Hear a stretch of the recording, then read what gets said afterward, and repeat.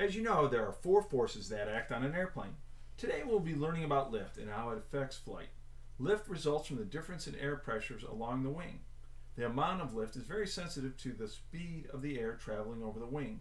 When there's not enough air traveling over the wing, lift suffers, and the plane begins to fall out of the sky or stalls. Falling out of the sky? That sounds like fun. Yeah, right.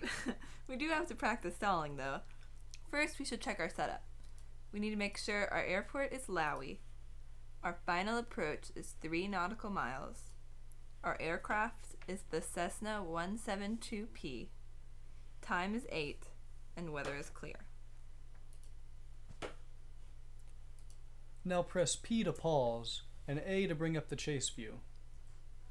We have to collect data about this flight, so click on Settings, Data Input and Output, and then select Data Set tab.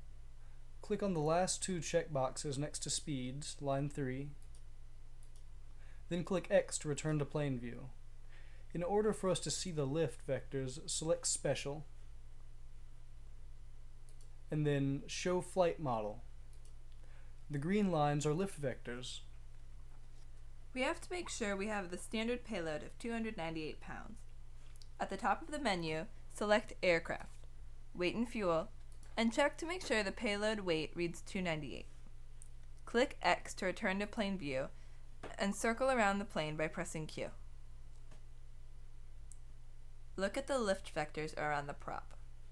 These demonstrate that the propeller acts like wings. Alright, now press P to unpause and put the plane into a 3-second climb, but do not change the throttle. Press pause. What does the airspeed do as we climb? What do the lift arrows do as we climb?